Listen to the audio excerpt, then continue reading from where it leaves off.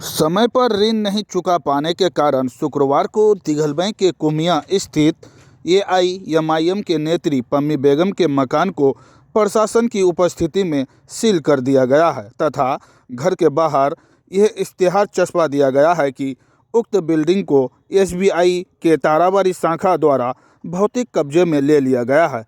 गढ़बंडांगा थाना व Kishanganj police line से आए पुलिस बल के साथ मौके पर मजिस्ट्रेट के रूप में मौजूद अंचलाधिकारी दिघलबैंक मोहम्मद अबू नसर ने बताया कि जिलाधिकारी किशनगंज के निर्देश व एसडीओ किशनगंज के आदेश के बाद आज उन्होंने बैंक कर्मियों व भारी पुलिस बल के मौजूदगी में उक्त मकान को सील करने का कार्य को संपन्न किया है। हमारा अभी इनके यहाँ टोटल कितना है आउटस्टैंडिंग 2 लाख समथिंग या 4 लाख समथिंग, और सारा जो प्रक्रिया होता है 13 to 13 होते हुए ये अब आज के डेट में इतना पेपर पब्लिकेशन और ये रिकवरी एजेंट को हम लोग हैंड ओवर करके देते हैं तो काफ़ी पैसा आ गया। इनसे बार बार रिक्वेस्ट किया गया।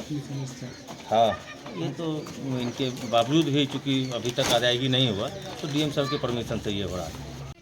भारतीय स्टेट बैंक द्वारा आज आपके घर को सील किया गया है, क्या मामला है और ये आपका पक्ष क्या है?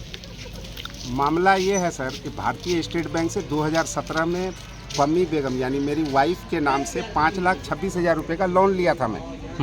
17-18 सही किस्तें भरा और 19 में लॉकडाउन के कारण 18 महीने जो डिले हुआ वो ब्रांच मैनेजर जो इससे पहले था उन्होंने हालांकि एक्सटेंशन किया था उसको, बोला कोई बात नहीं ये आपका बाद में चला जाएगा, बाद में दे देंगे इसको।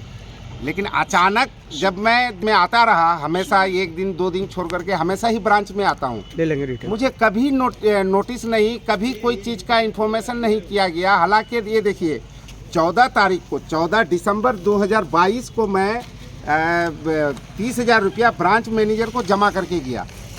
ये देखिए 30,000 रुपया मैं दे करके गया और शनिवार को शाम को आकर के मैं ब्रांच मैनेजर से बात करने के लिए आया कि मुझे अब कितना पैसा देना होगा और 2-4 दिन के अंदर मैं इसको क्लोज करूँगा।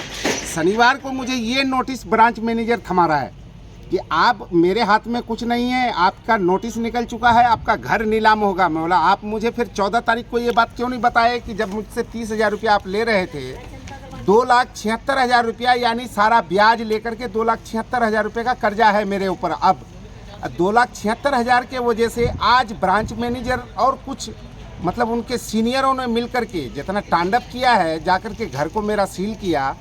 और 1984 से लेकर के अब तक 2023 तक जिस प्लॉट में बैंक है भारतीय स्टेट बैंक ताराबाड़ी 84-81 ब्रांच कोट, ये प्लॉट मेरे बाप के नाम से है और ये प्लॉट का आज तक मुझे किराया नहीं दिया गया। और जब भी मतलब ये होता है उसका उल्टा कहानी सुना करके और उसी के बेहाफ में लगता है कि मेरे ऊपर ये सब जालसाजी किया गया है और ये मेरे घर को लॉक किया गया है ताकि मैं हर तरीके से शांत हो जाऊं, या इसमें किसी विपक्ष का या किसी अन्य आदमियों का मैं पर्सनली कोई मुझसे अपना दुश्मनी निकालने के लिए ये 2,76,000 के लिए मेरा घर को लॉक किया गया है। मैं समझता हूं कि बैंक ने बहुत बड़ा गलती किया है किसी आदमी का इज्जत को उछाल करके।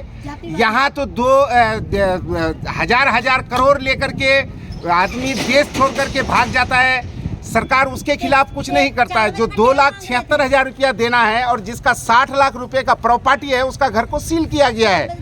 ये हमारा प्रशासन का काम है और ये हमारा कानून है हिंदुस्तान का। मैं तो यही न्याय मांगूंगा कि क्या ये सही हुआ है या गलत हुआ है ब्रांच मैनेजरों के द्वारा या आरबीआई के द्वारा। अगर